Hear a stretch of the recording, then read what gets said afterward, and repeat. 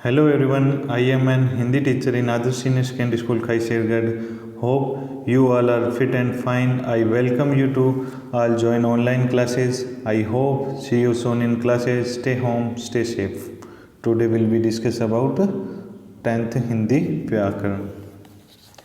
हिंदी व्याकरण के अंदर हम बच्चों इसके सिलेबस के बारे में देख लेते हैं जो एचबीएससी की तरफ से हमें प्रोवाइड किया गया है। इसमें कोई भी सब्जेक्ट है या कोई भी विषय है उसके सिलेबस हमें सबसे पहले क्या चीज़ उसके बारे में जाननी चाहिए, उसका सिलेबस क्या है, उसके अंदर हम क्या क्या चीज़ें पढ़ने वाले हैं। ठीक है बच्चों, तो इस 10th सिलेबस के अंदर हम पढ़ेंगे शब्द, अलंकार, संधि, उपसर्ग, प्रत्यय, समास, विकारी शब्द, अविकारी शब्द, वाक्य, वाच्य, पर्यायवाची, विलोम व अनेकार्थी शब्द, पद, पदबंध, मुहावरे, लोकोक्तियाँ, पत्र लेखन, निबंध लेखन, अयोगवा, दोहा, चौपाई, छंद की पहचान। ये चीज़ें क्या है अपने को 10th की हिंदी व्याकरण के अंदर अपने को पढ़ना है। क्योंकि हिंदी व्याकरण तो बहुत विस्तृत है, लेकिन इसमें हमें ये जो टॉपिक दिए गए हैं वही पढ़ने हैं। तो आज हम हिंदी व्याकरण के अंदर स्टार्ट करते हैं टॉपिक अपना वर्ण विचार। वर्ण विचार ये छोटी छोटी जो बुनियादी बातें हैं ये आपको बतानी बहुत महत्वपूर्ण है, क्योंकि ये आगे चल के जैसे संधि, समास और इन्हीं से उनका निर्माण होता है। इसलिए आप ये मत सोचना कि ये चीज़ें क्या छोटी छोटी चीज़ें करवा रहे हैं, छोटी छोटी चीज़ों से ही बड़ी चीज़ें बनती हैं। ठीक है बच्चों, तो इसमें हम बहुत बुनियादी चीज़ों से, मूलभूत चीज़ों से चलकर बड़ी जो चीज़ें हैं जैसे संधि हो गया, समास हो गया,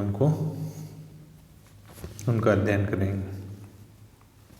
तो वर्ण विचार है, उसके अंदर क्या आता है, किसी भाषा के व्याकरण में इन 3 तत्वों की विशेष एवं आवश्यक रूप से चर्चा की जाती है। कोई भी भाषा है उसके अंदर क्या है, इन 3 तत्वों की विशेष रूप से क्या की जाती है, चर्चा की जाती है।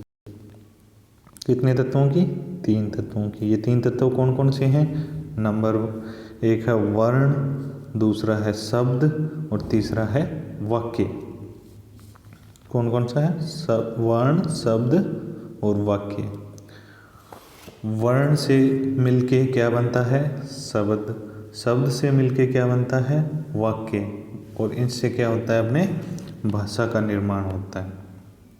ठीक है, ऐसे ही ग्रामर के जो इंग्लिश ग्रामर है उसके अंदर भी ये चीज़ें होती हैं। उसमें वर्ण को वर्ड बोल देते हैं, अल्फ़ाबेट बोल देते हैं, शब्द को वर्ड बोल देते हैं, वाक्य को सेंटेंस बोल देते हैं। कोई भी चाहे भाषा, उसके लिए 3 महत्वपूर्ण तत्व है, वो ज़रूरी है। चाहे पंजाबी हो, इंग्लिश हो, हिंदी हो, उर्दू हो, कोई भी भाषा हो, उसके लिए ये चीज़ें आवश्यक होती हैं। ठीक है, ये तो हमने पढ़ा भाषा के लिए कौन से तत्व जरूरी हैं, 3 तत्व जो वर्ण क्या होते हैं? वर्ण क्या होते हैं? भाषा ध्वनि।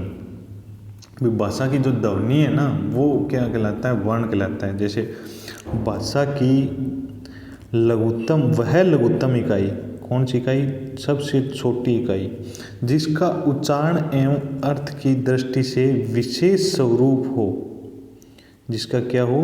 उच्चारण एवं अर्थ की दृष्टि से, उच्चारण एवं अर्थ की दृष्टि से विशेष स्वरूप होना चाहिए उसका। ऐसे ही नहीं हो सकता कि उसका कोई स्वरूप ही ना हो या उसका कोई अर्थ ही ना हो, तो उसको वर्ण नहीं बोल सकते हम। उसका विशेष अर्थ होगा। जैसे अ, आ, इ ये वर्ण हैं, तो इनके विशेष, इनसे आगे क्या जाके शब्दों का निर्माण होता है। नहीं तो क्या है कि कोई विशेष अर्थ नहीं होगा या स्वरूप नहीं होगा, तो उससे क्या आगे जाके वो चीज़ें बस इसके शब्द और वाक्य का निर्माण नहीं होगा उनसे हो। तो इसके लिए ज़रूरी है विशेष स्वरूप और अर्थ होना चाहिए किसी भी वर्ण का। ठीक है बच्चों, इसमें क्या है, हिंदी में वर्णों की संख्या, हिंदी में वर्ण कितने हैं? 44 वर्ण हैं। टोटल कितने वर्ण हैं? आपसे ये भी छोटा क्वेश्चन पूछ सकता है, अभी हिंदी में वर्णों की संख्या कितनी होती है। ये आपके सिलेबस में हो चाहे ना हो, ये बहुत बेसिक बातें हैं, ये आपको हिंदी के बारे में ध्यान होनी ही चाहिए।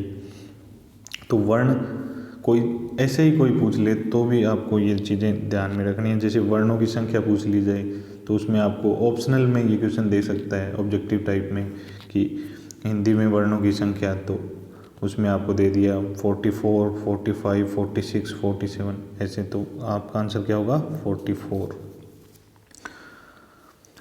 आगे पढ़ते हैं। वर्णों को दो भागों में बांटा गया है। वर्णों को कितने भागों में बांटा गया है?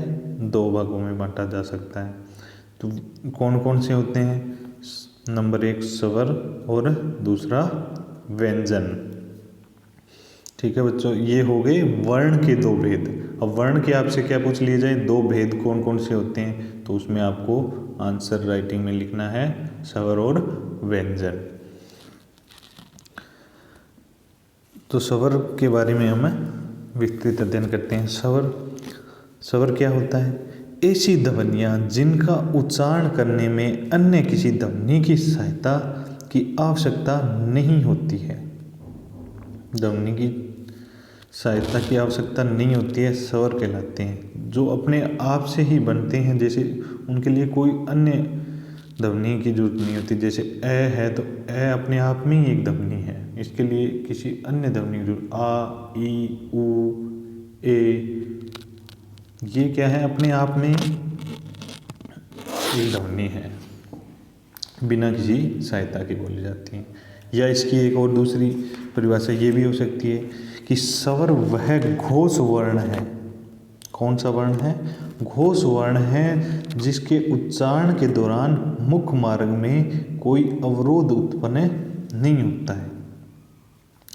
जैसे जब हम स्वर का उच्चारण करते हैं तो उससे क्या है कि मुख मार्ग में वायु के साथ कोई अवरोध आ, इसमें क्या है, कोई अवरोध उत्पन्न नहीं होता है, भी कोई रुकावट नहीं आती है। तो ये भी इसकी एक परिभाषा हो सकती है। ठीक है, तो स्वरों के ये होगी, स्वर की परिभाषा होगी। और इसमें आपके ये जो वर्ड आया है घोष वर्ण, घोष वर्ण आया है भी घोष। अब आपके दिमाग में ये क्वेश्चन आना चाहिए कि घोष वर्ण कौन से होते हैं। तो घोष वर्ण कौन से होते हैं बच्चों? घोष वर्ण होती हैं, घोष का मीनिंग क्या होता है पहले तो ये भी आपको बताना है। घोष का अर्थ होता है नाद या गूंज, नाद या गूंज करना। तो घोष, इससे आपको पता चल गया कि इसका अर्थ ये हो गया। तो इसमें घोष वर्ण में भी जब भी अपन वर्णों का जो उच्चारण करते हैं उसके समय क्या होता है, गूंज होती है, तो उन्हें क्या है, घोष वर्ण कहते हैं। तो घोष वर्ण उन्हें किसको कहते हैं? जिसके समय उच्चारण करते समय गूंज उत्पन्न होती है। तो गूंज किस में उत्पन्न होती है, इसके बारे में भी हम पढ़ेंगे। तो इसमें क्या होता है, जैसे हिंदी के व्यंजन के अंदर जो वर्ग होते हैं, जैसे क वर्ग, च वर्ग जो होते हैं, त वर्ग, प वर्ग, ट वर्ग, तो इनमें क्या है कि इनके अंदर जो अंतिम 3 वर्ण होते हैं ना, जैसे घ, जैसे क वर्ग में हो गया ग, घ, ड, च वर्ग में हो गया ज, झ, इस प्रकार ये क्या है, अंतिम 3 वर्ण। तो ये सभी वर्गों के ये 5 वर्ग होते हैं जैसे, तो उसमें 500 में ये 3 अंतिम तीनों तो ये होते हैं। और इनके अलावा कौन से होते हैं, ये, र, ल, व, ये भी घोष वर्ण में आते हैं। इसके अलावा सारे स्वर हैं वो घोष वर्ण में आते हैं। ठीक है बच्चों, तो ये हो गए घोष वर्ण। इसके बारे में हम आगे भी पढ़ेंगे। ये आपको इसमें जो वर्ड आया है उसके बारे में आपको बता दिया। अब आगे पढ़ते हैं हम स्वर। स्वर को संस्कृत में अच भी बोलते हैं। ठीक है, स्वर कौन कौन से, जो स्वर कितने होते हैं? स्वर क्या होते हैं? 11 होते हैं। स्वरों की संख्या कितनी है? अब आपसे छोटा क्वेश्चन ये भी पूछा जा सकता है कि स्वरों की संख्या बताइए। तो स्वर ऑप्शन में दे देगा 11, 12, 13, 14। तो आपको किस पे टिक करना है? 11 पे। सही आंसर आपका हो जाएगा 11। तो ये हो गए। अब स्वर होते कौन से हैं इनमें देख लेते हैं। ए, आ, ई, उ, री, ए, ऐ, ओ, औ। ठीक है, ये हो गए 11। अब आपको ये दिखाई दे रहा है वर्ड री। अब आप उलझन में पड़ गए होंगे कि ये री कौन सा आ गया, इसका तो स्वरूप हमने देखा ही नहीं। लेकिन ये हिंदी भाषा में प्रयुक्त नहीं होता है, ये संस्कृत भाषा में री का बड़ा रूप है ये, जैसे। ठीक है बच्चों, तो ये संस्कृत में प्रयोग में आता है, क्योंकि संस्कृत से ही तो हिंदी निकली है, इसलिए संस्कृत के इसमें वर्ण है। आगे हम इसकी मात्राएं देख लेते हैं। अब स्वर की क्या होती हैं, मात्राएं होती हैं। मात्राओं में ए की कोई मात्रा नहीं होती। ए की क्या है, कोई भी मात्रा नहीं होती। आ की मात्रा इस तरीके से अपन लिखते हैं, ये आपको पता होगा। ई की, छोटी ई की मात्रा, बड़ी ई की मात्रा, ऊ की मात्रा होगी ये बड़े ऊ की मात्रा होगी, री की मात्रा होगी, और ये ए की मात्रा होगी, ये ऐ की मात्रा होगी, औ की मात्रा होगी, और ये ओ की और ये औ की मात्रा होगी। ठीक है बच्चों, तो इसमें मात्राओं का भी आपको ध्यान रखना है, क्योंकि ये जो चीज़ें हैं ना, ये जो संधि से जुड़ी हुई चीज़ें, ये संधि में आपको बहुत काम में आने वाली है। जैसे वर्ण, जिसमें उसमें क्या है कि संधि विच्छेद करते हैं उस टाइम, और संधि में क्या है, एक एक वर्ण के बारे में आपको पता होगा, तभी आप सही ढंग से और अच्छे तरीके से आप संधि और समास ये कर पाओगे। जैसे क है, तो क किससे मिलके बना होता है, क जो अपने आप में होता है वो क आधे क और ए से मिलके बना होता है क। मात्रा का प्रयोग अब देख लो, व्यंजन के अंदर मात्रा का प्रयोग कैसे होता है स्वरों की। जैसे क है, वो अपने आप में आधा है, क के नीचे जो हलंत लगा होता है वो क व्यंजन होता है, और इसमें जो है जैसे का बना है तो ये क और आ की मात्रा लग जाती है। इसमें व्यंजनों के साथ क्या है, शब्दों की मात्राएं लग जाती हैं। आ वैसे जैसे ये लिखा हुआ ऊपर ही, ऐसे आपने लिखा हुआ नहीं देखा होगा, ऐसे लिखा हुआ देखा होगा, तो इसकी क्या है, मात्रा का प्रयोग होता है। ये मात्राएं दी गई हैं सभी की, इस तरीके से ये क वर्ण के साथ इनको बताया है। ठीक है बच्चों, तो ये इनका आपको विशेष तौर से ध्यान रखना है कि ये मात्राओं का, कि मात्राएं कैसे बनी हैं, कैसे कैसे क भी कैसे बना है, का भी कैसे बना है। ठीक है, आगे चलते हैं। फिर आ जाता है स्वर के भेद। अपन ने वर्ण के 2 भेद पढ़े। वर्ण के कौन से 2 भेद पढ़े अपन ने, वर्ण के स्वर और व्यंजन। फिर स्वर के आगे भेद हैं कितने, 2 भेद हैं। कौन कौन से, हर्षव और दीर्घ। तो हर्षव स्वर कौन से होते हैं, हर्षव स्वर को लघु स्वर भी बोल देते हैं। ये जो लघु लिखा हुआ है, ये लघु मीन छोटा, हर्षव का भी अर्थ क्या होता है, छोटा। जिन स्वरों के उच्चारण में अपेक्षाकृत कम समय लगे उन्हें हर्षव स्वर कहते हैं। अब इनमें भी जब स्वरों के अंदर भी 2 भागों में बंटे हैं, तो इनमें भी किसके आधार पर बांटा गया है, उच्चारण में अपेक्षाकृत कम समय लगे। और दीर्घ या गुरु स्वर किसे कहते हैं, गुरु या दीर्घ का अर्थ क्या होता है, बड़ा। जिन स्वरों में को बोलने में अधिक समय लगे उन्हें क्या कहते हैं, दीर्घ स्वर कहते हैं। ये तो होगी इनकी परिभाषा।